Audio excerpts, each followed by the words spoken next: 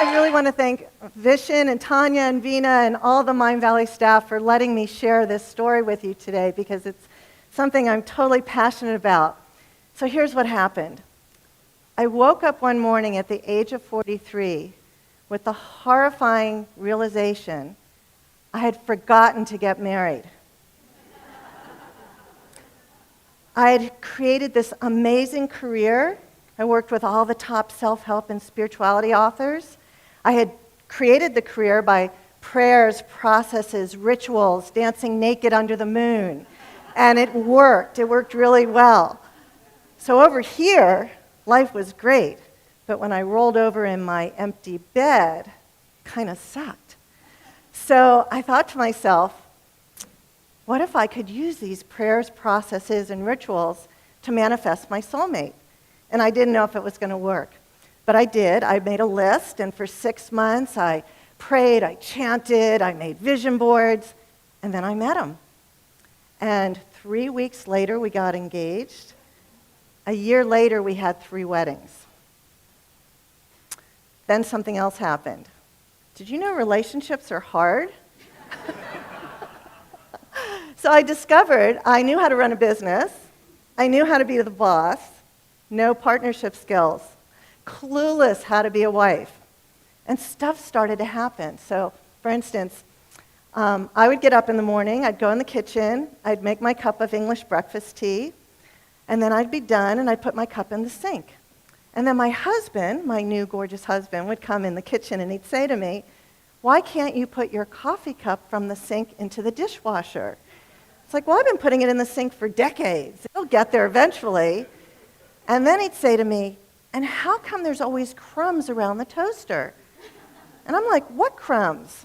So this would happen almost every day. And it got to the point that when he started walking towards the kitchen, I'd think, oh, am I going to get spanked again? You know? And then one morning, the craziest thing happened. He walked in and he said, "Arielle, I got up at 4 o'clock this morning to get a glass of water. And I came in the kitchen and I saw your cup in the sink. And my heart exploded with love for you. And when I saw your crumbs next to the toaster, I've never felt closer to you." And I'm like, what is this? It's good, but what is this? So here's what it is. The Japanese have this ancient aesthetic called wabi-sabi. And wabi-sabi honors all things old and worn and weathered and imperfect and impermanent. And it seeks to find beauty and perfection in imperfection. So imagine I had a big vase right here and had a long, crooked crack down the middle of it. The Japanese would put it on a pedestal, and then they would shine a spotlight on the crack. So wabi-sabi is about learning to love the cracks in yourself, and especially those of your mate. Wabi-sabi love. So I started asking all my friends, "Do you practice wabi-sabi?" I'm like, what the heck is wabi-sabi? And I'd explain it to them. They're like, "Oh yeah, let me tell you a story." So one of my favorite stories is from my friends Jerry and Diane. And Jerry has an addiction. Jerry is addicted to poppy seed bagels. And every morning he wakes up, he walks into the kitchen, he slices his poppy seed bagel, which of course sends gazillions of little black poppy seeds scattering all over Diane's white tile floor. Sometime later, Diane gets up. Every morning she walks into the kitchen, she gets a paper towel and wets it, and she gets on her hands and knees and she wipes up the gazillion of black poppy seeds. Now this goes on for a very long time, and one morning Diane's on her knees, wiping up the poppy seeds, and she thinks to herself, how do I have to never do this again? Which is followed by the thought, oh, that would mean Jerry's no longer with me. And she begins to cry. And she runs out of the kitchen to go find him and give him a big hug. And from that day forward, every time she wiped up the poppy seeds, she felt this love in her heart because it now meant she had another day to spend with Jerry. So that's a wabi-sabi shift in perception. That's how you take something that once made you crazy, right? And now you love it. And I also found out that there's research, scientific research, that proves this. So there's a woman at the University of Buffalo named Dr. Sandra Murray, and she did studies on couples who wear rose-colored glasses. And what she found is that couples who wear rose-colored glasses, I now call them wabi-sabi glasses, is that they have happier, more satisfying relationships. And she calls it the Pygmalion effect because it's the phenomenon where when you raise your level of expectation for someone, they rise to meet that level. You and I would probably call it a self-fulfilling prophecy. And what happens when you wear the rose-colored glasses is you begin to look for what's right in the relationship instead of what's wrong. Does this make sense? Right? How many of us are looking for what's wrong instead of what's right? So I needed a lot of this, me with the no partnership skills. So one of the things that really drove me nuts about Brian happened in the bathroom. I would go in the bathroom to brush my teeth, and I would squeeze. I'm a bottom squeezer. Any bottom squeezers here, right? Squeeze from the bottom, roll it up nice. My husband, he's a mangled from the middle guy, right? So every morning for years, I would look at my mangled tube of toothpaste, and I'd have this bad feeling in the pit of my stomach, like, why can't he do it my way? Why can't he do it the right way? So I got out my rose-colored glasses, and I put the tube of toothpaste in my hand, and I thought, what's good about this? Nothing. You know? There's got to be something. And then it came to me. Ready? Thank God I married a man who brushes his teeth. Right? Yeah, so now I know as we grow old together, he's going to have all his teeth. Wabi-sabi love. It's a shift in perception. So another thing that happened was one day I found myself like this. And I don't know what I was ragging on him about. I don't remember. But when I saw myself like this, I was horrified. And I stopped.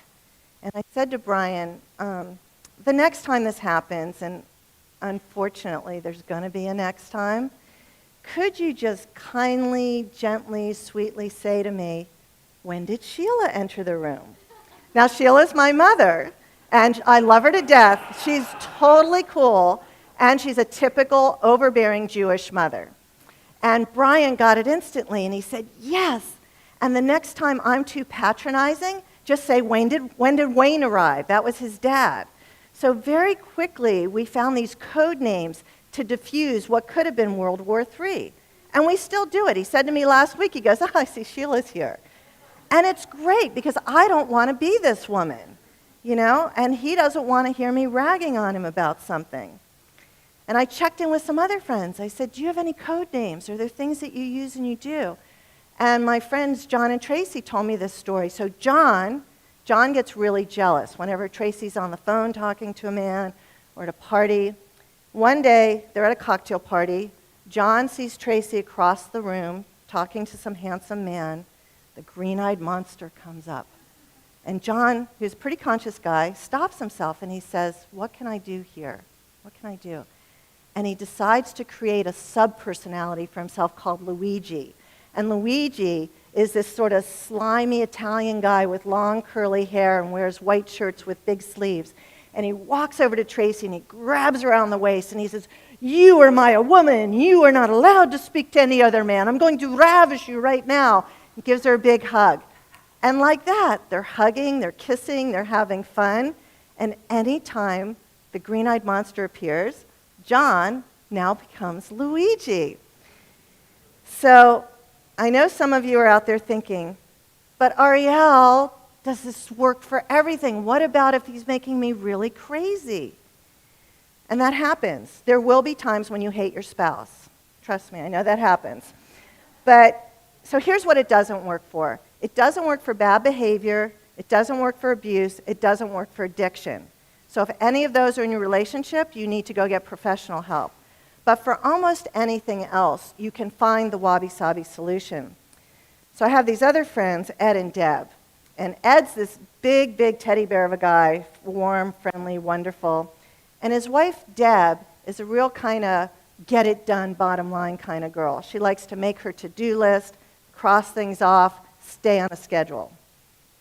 So one day, Ed and Deb are off to the farmer's market, and she's picking out stuff for lunch, and she turns around to talk to Ed, and Ed's gone. Where's Ed? So she goes looking for him and finds him sitting on the curb talking to a little boy who looks quite depressed, maybe 7, 8 years old.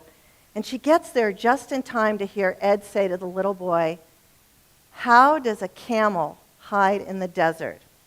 And the little boy looks up at him and says, "I don't know."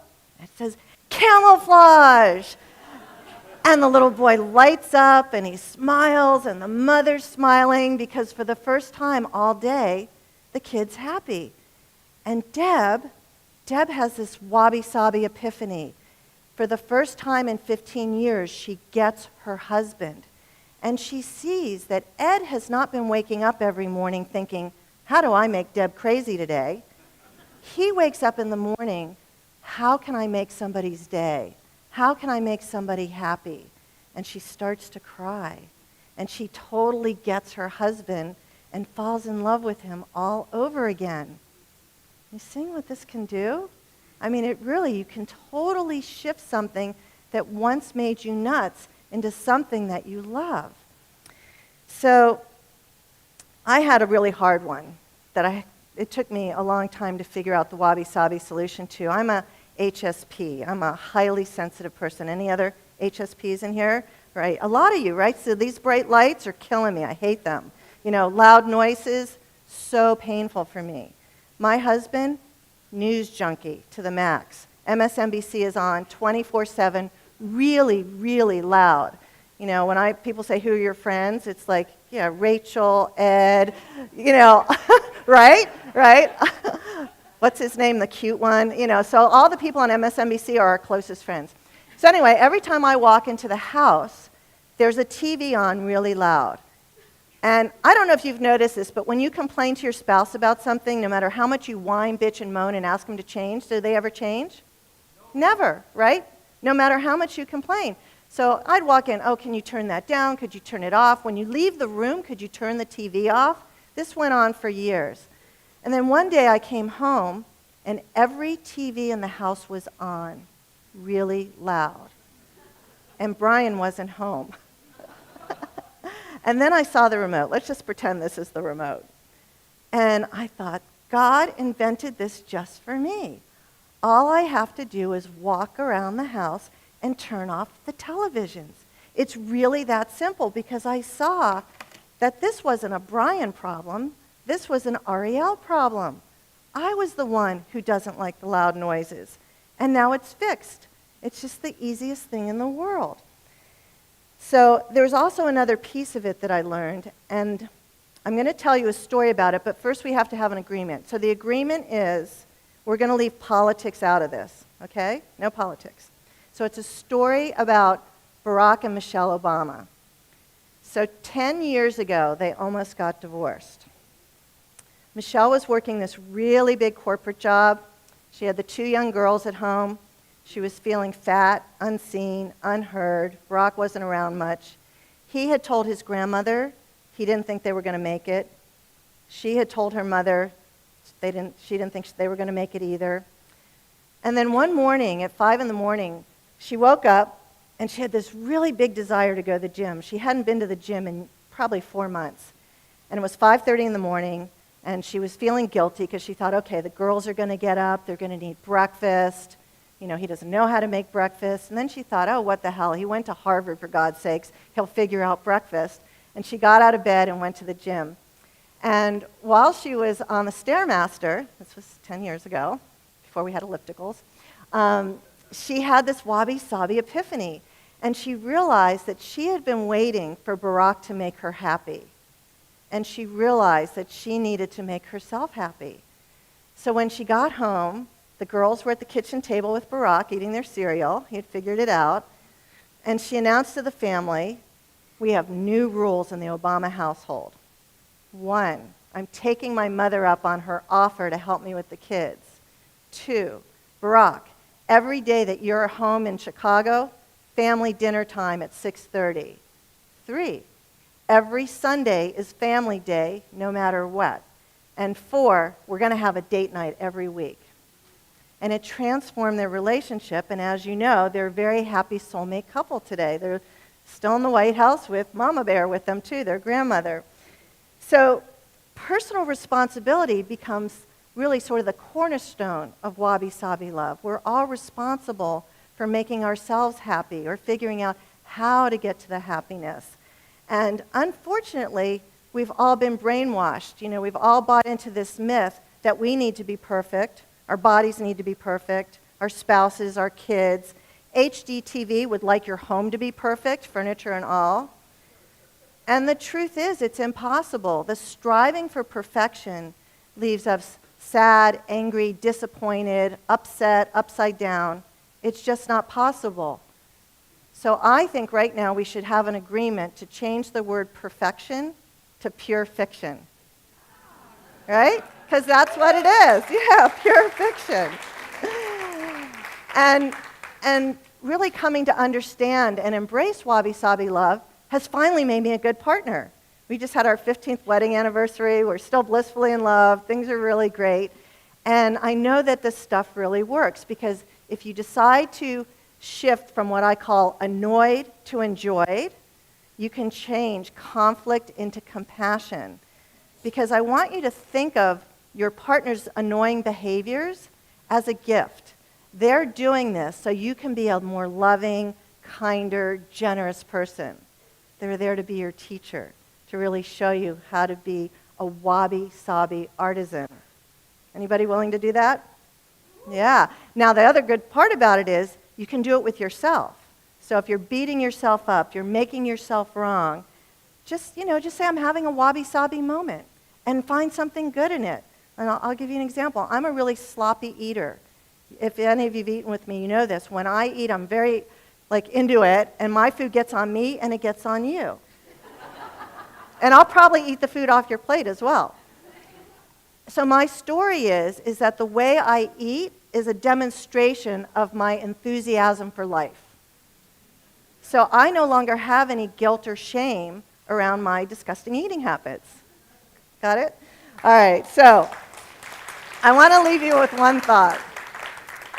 Sam Keen said this brilliant thing. I found it the other day. I haven't memorized it yet. So he says, we come to love not by finding a perfect person, but by learning to love an imperfect person perfectly. Thank you. Thank you. So that's it. Thank you. Thank you. Thank you.